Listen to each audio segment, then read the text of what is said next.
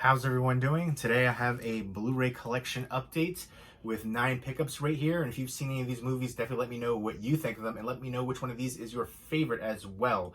There are a couple giveaway copies here, which I'll be doing a giveaway coming up soon. I have a few other giveaways to do as well. So, be patient with me. Stay tuned. I've got some giveaways to give back for all the support on here. I really do appreciate it. It's because of you guys I can do these giveaways. First up, though, is Airplane, a screwball comedy classic. This is just such a ridiculous film. I remember watching this so many times growing up as a kid. This is the 40-year anniversary, and this is from Paramount, part of their Paramount Presents line, which I like that they're numbered on the spine. And I believe all of their Paramount Present lines come from a new 4K transfer, and this was supervised by the directors here too. Some special features, including some new special features right there. And this is just such a ridiculous, hilarious time, kind of like a parody on airplane disaster kind of movies. I've always loved Kareem Abdul-Jabbar in here, his whole segment, and just the Roger, and just tell your old man what it's like to drag Walton and Lanier down the court. Just so many funny parts in here. It's just so ridiculous, but I love this movie, and a really nice release for it. For the Paramount Present lines, they do like the gatefold slipcover with the original poster artwork, and there's the slipcover. Let me know if you've seen Airplane or the sequels as well, but let me know what your favorite scene or gag in here is. So there's like non-stop gag after gag here, but absolutely love it. Love the cast too. But there we go, clear case for it. And there's the disc and the interior artwork, which I like too. Nice added touch for like physical media collectors and fans. Just little things like the clear case, interior artwork, the numbering of the spine, the fact that they have the year right there down the bottom. Little things like that really add up, and the slipcover is awesome, so I absolutely love that. Really nice release for Airplane. And next up, also from Paramount, is Jack Ryan Season 2. And I need to sit down and binge this. I've heard a lot of great things. John Krasinski, who would have thought Jim from The Office would be such a badass? And I really loved him in doing directing as well. He's done a lot of different kind of roles, but this right here, he's done some more action roles recently and doing this too. But I really liked Quiet Place. I'd like to see him do more horror stuff too. Basically, he's CIA officer Jack Ryan, from the Tom Clancy books.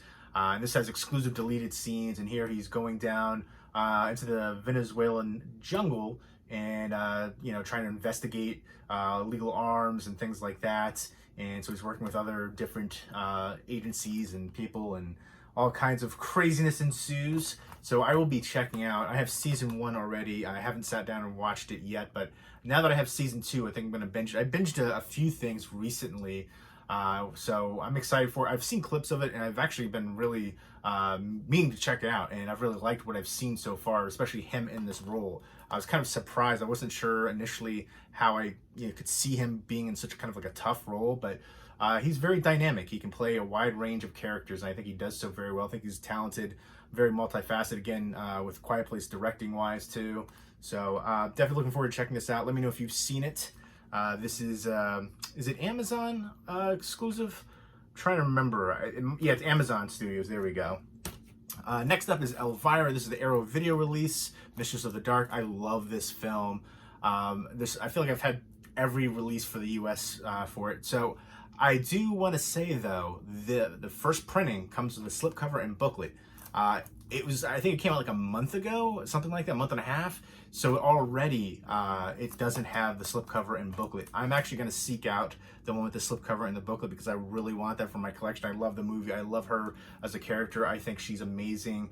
And she still does, well, not right now, but she's still doing conventions, and she was still doing all dressed up as Elvira, and she still looked great for her age. Cassandra Peters, I believe her name is. I should know that by heart. I'm pretty sure that's what it is. I'm trying to look on here, and for some reason I don't see it on here. It just says starring Elvira, but that's all right. I'm pretty sure it's Cassandra Peters. Cassandra Peterson. There we go. Pretty close, pretty close. But she's really nice, really sweet, and I think I think last year was going to be the last year she dressed up as Elvira, but maybe she will bring that back if we get some sense of normalcy and conventions can happen again. But I love this. It's such a classic. I think if you're a horror fan, you can appreciate it on multi-levels. Doing the the TV horror hostess gig in here, and then just the house, and then just all the little gags too. It's a great. She's combination of comedy is so excellent in here, and I love this one. I can't wait to revisit this, and a ton of special features on here. I'm going to be doing once I get my first pressing of this with the slipcover and booklet. I'll be doing a proper review for it. Because I think it definitely deserves it. So yeah, for Arrow Video, I love what they do as a company. They do amazing releases, but make sure if you're a fan of the film, you get that first pressing. If you care about the physical media aspects, but I assume you do if you're getting the Arrow Video Blu-ray. Again, reversible artwork, newly commissioned artwork, clear case, booklet, and slipcover. Sometimes depending on the first pressing. That's the case here for this one. Next up are two releases from Film Movement, part of their Film Movement Classic right here.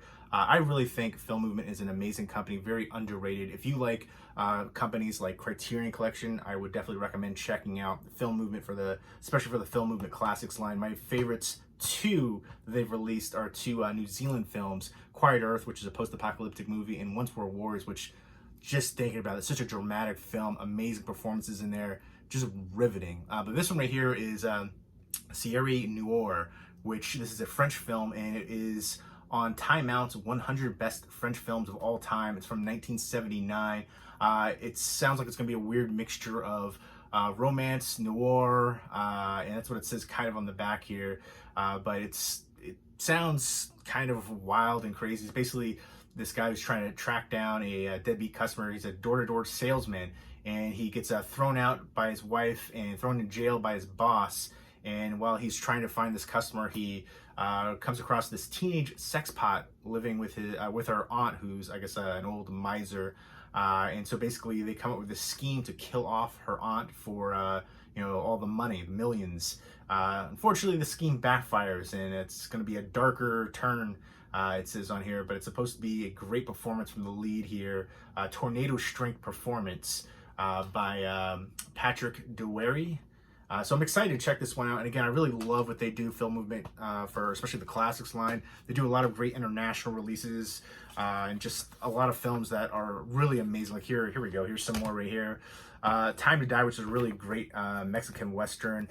Quiet Earth. I didn't really care for Scarlet Diva, Asia Argento. I wasn't a fan of that one. But a lot of really good films in here. A great silence right there on the front, which is such a bleak Western, but I love it. I love the performances there, Klaus Kinski especially.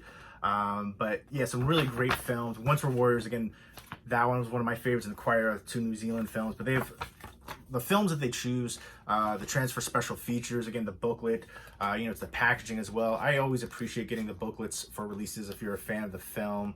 I think it's a nice added touch. You get behind the scenes information and interviews and stuff like that. Here's the interior artwork, which things like that are a nice added touch. Again, if you're paying for the price point, maybe a little bit extra, for a premium kind of company like this, I think it's well worth it if you're a fan. Again, special features, transfer, packaging, the film itself. Highly recommend Film Movement. And that's one that I haven't seen, but I plan on watching very soon. Another one I haven't seen is The Wild Goose Lake, which is a Chinese film. It says actually language Chinese and French. So this is one that sounds very interesting. I feel like I've seen films with a similar premise, but a lot of rave reviews for it.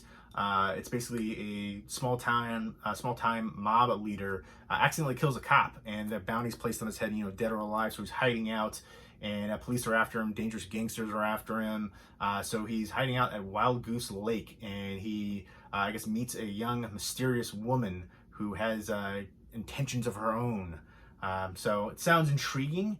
And then one of the things that I like too about, especially for just like the regular Film Movement releases, not the classics, but on the regular ones, they'll have like a bonus short film, oftentimes directed by the same director as the feature-length film. Not always, but most of the time.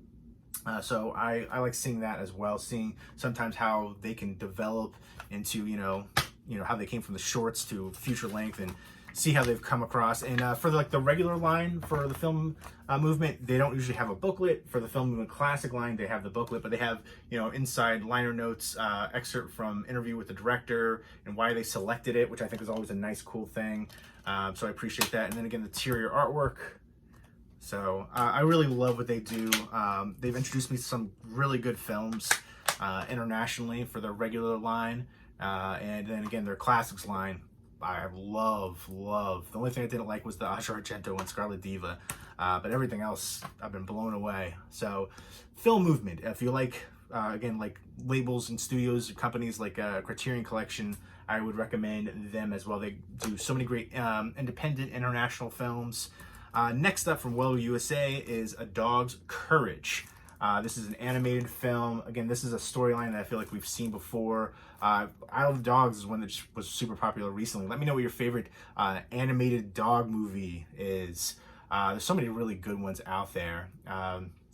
But this one right here is basically a dog named Jacob who's abandoned by his owner and joins a pack of strays, and it's basically this journey to try to find their own loving homes. And the animation style looks really good. I like that. I feel like it reminds me of a few other movies, even kind of like Pets a little bit.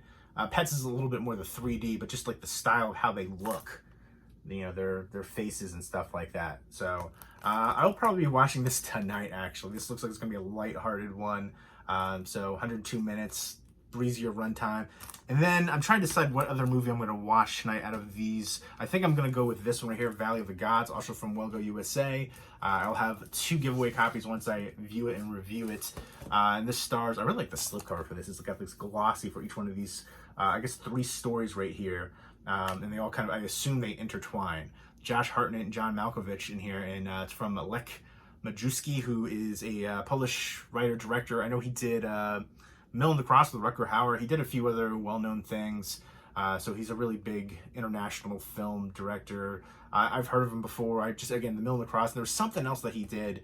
I want to say it was about a writer. It was like kind of like a biopic kind of thing, actually.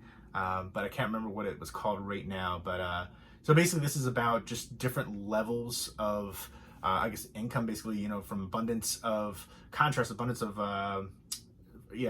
from abundance to poverty through 3 separate stories. Middle-class writer, eccentric trillionaire, and a struggling Navajo community. Post-divorce, the copywriter undertakes a biography of the richest man on earth who's dead set on mining sacred lands from uranium. So I guess that's how they all intertwine.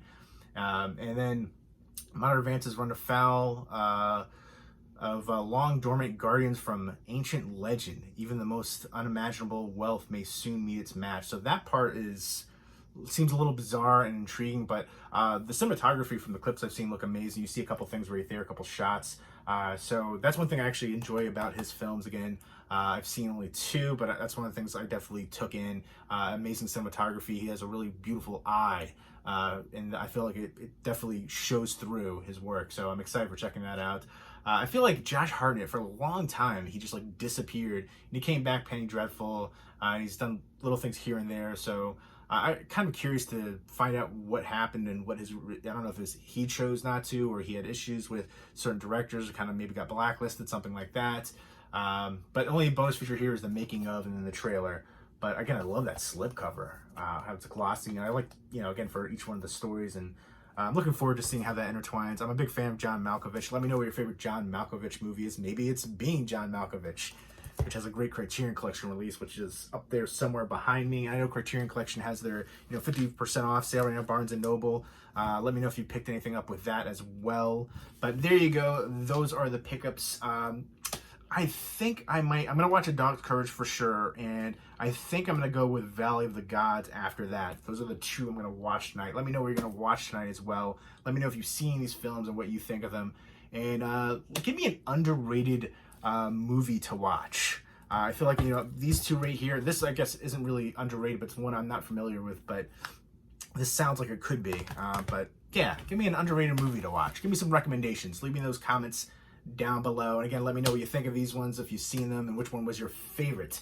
I feel like most people have probably seen like Airplane and Elvira. Some of these other ones might be lesser known. Jack Ryan, though, the TV show, I feel like I've heard great things about that. I'm excited to check this out. I've really, there's not too many TV shows I enjoy on right now. So I'm looking for something to watch, to pick up. Let me know if you have any TV show recommendations.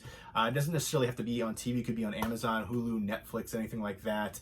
13 Reasons Why just ended, and oh my gosh, I want to do a video just talking about that. The season 4 was such a disappointment. First of all, 13 Reasons. For the past 3 seasons before that, 13 episodes. They didn't have 13 episodes this time, and I hate what they did with the character of Justin. I hate what they did with pretty much everything this past season. Even season 3 was a bit of a letdown, but season 1 and 2 were amazing. So 13 Reasons Why, huge disappointment finishing that off. But and even Walking Dead, I used to be a huge Walking Dead fan, and I really haven't gotten into that. I haven't watched the past 2 seasons now, but I feel like I've been so invested. You know, how many seasons? 10 seasons now I've been invested in for, 8 years, however long it's been. So I feel like I should continue to watch that and just see it through. But I feel like nobody really talks about that anymore. It used to be one of those things when everybody would watch it on Sunday nights. People would post about it on Facebook, post about it everywhere. And I don't really see that. Nobody really talks about it that I know of anyways. It doesn't have the same hype. I feel like Fear the Walking Dead has more hype than the regular Walking Dead. And I heard they might do another spin-off of it as well. So there's that. In Yellowstone, that's the show I binged recently, and oh my gosh, that is the one show I watch on TV right now, and I absolutely love it. Yellowstone, highly recommend that one. If you're into like family dramas, it deals with having a park right on Yellowstone, the border right there, also bordering Native American reserve, and just people trying to come there and kind of take the land or develop the land around them, and just the drama and all the characters, all the actors. Kevin Costner's the lead, but there's a bunch of other Kelly Riley's in there, a few other recognizable people, Wes Bentley, but they all do an amazing job in their roles. I just love that. The writing is so good. So Yellowstone, I would highly recommend, and I'm looking forward to checking this one out. I heard great things. Jack Ryan, season 2, John Krasinski just killing the diversity of his roles and just how talented he is from, acting, writing, directing, everything. So there you go. I rambled. Give me an underrated movie to watch recommendation, and a TV show that's on currently. It could be on Netflix, Hulu, Amazon. I have all of them. And just regular TV as well. So there you go.